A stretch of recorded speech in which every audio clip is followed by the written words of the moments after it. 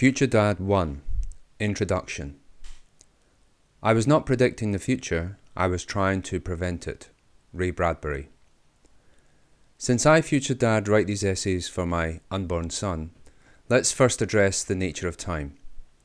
Another dad, the father of atomic physics, Niels Bohr, said, "Prediction is very difficult, especially about the future." We can all appreciate this at some level. We all frequently make the mistake of projecting the future linearly from the present. See FutureDad 42, Everything New Takes 4 times as long for more on this.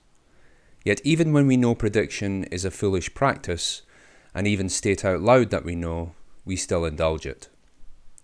From the 1950s to the 1980s, popular science books, magazines and TV confidently predicted meal replacement pills, jetpacks, and commuting to the moon by the year 2000. As a generation born in the space age, we lapped it up. But in the 2020s, we're still waiting. In fact, the 2030s and 2040s also look unpromising for these advances. And the more you cross-check the predictions of the past, the more comprehensively bad at it we appear to be. Outside of carefully controlled experiments, science can't seem to accurately predict the future better than a dice roll, so there is no reason to believe any one person can either. You cannot know the future, so ergo, as an evolved ape with severely limited grasp of what makes the world tick, you will make innumerable mistakes in life. Making predictions of your own future is straightforward, but with hindsight, so are the many ways that those predictions fail. These mistakes are only obvious with hindsight, or put differently, when viewed by an observer who has already seen your future. Perhaps an observer who watches your future with the calm anticipation of watching a sunrise. Does such an observer exist? What if I was to tell you that the future, which as I've said above, you cannot know, is actually predictable? Predictable in the very constrained sense that the most important clue to your future is your response to your present. The future is a sum total result of the continuous irritation of you by nature, or if you prefer, by events. Whether X, Y, or Z happens, it is still you it is happening to. So you don't need a literal observer to your future, which is just as well because that doesn't exist. Just one who's experienced your responses and the outcomes, both successful and not, to myriad events. Hence you can open the door to the future and look through, because your responses and the consequences of them are the key that opens that door. Simply put, the closest estimate to an observer of your future, my unborn son, is me.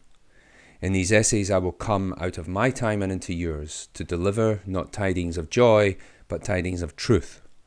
In the long run, there's no greater long run than your future.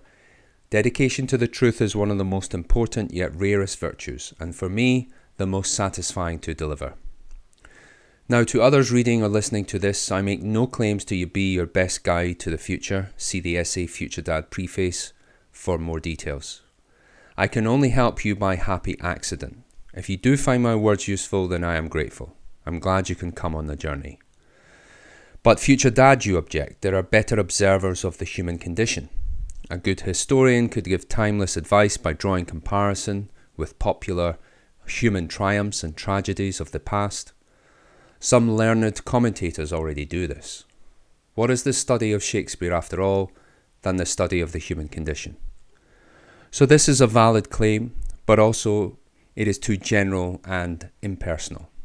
So what about specialized guidance, such as from a dating coach or an investment guru? Also useful, but too limited and siloed. Will they reveal the commonalities between your various pursuits in life? Connect the dots for you?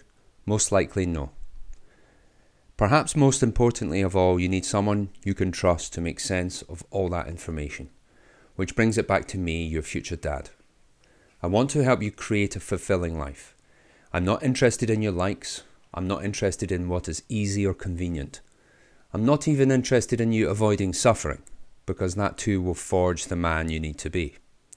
In the end, I want you to reach the truth much more quickly in your life than I did. Today's penultimate message is this. Consider my assertions so far and decide if they motivate you to read or listen to my other essays. If not, Godspeed and my best regards on your onward journey. I close with this. The theme is your future, specifically the long arc of your life. Some say life is short. It is not. It is the longest thing you will ever do. And every time you act in a way to favour the short term, it is to take an off-ramp from your best road to end up somewhere else. You may end up more experienced in doing so. The romantic poet William Blake said, "The path of excess leads to the tower of wisdom." But what he didn't mention is this. The wisdom in that tower may not be what you want or need to learn or should even care to learn. So yes, you could indeed party hard every week. You will learn about hangovers much more acutely than by hearing 1,000 vivid descriptions of one. But it will not help you discover truths about yourself other than the enduring power of regret.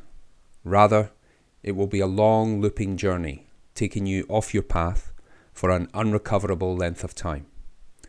Whilst it is true that some people may live rich, distinctive lives from a path of excess, most of them end up impoverished, and even worse, failing tragically and falling tragically short of greatness. So come on the journey with me, pay attention, and we will travel your best path into the future. Future Dad.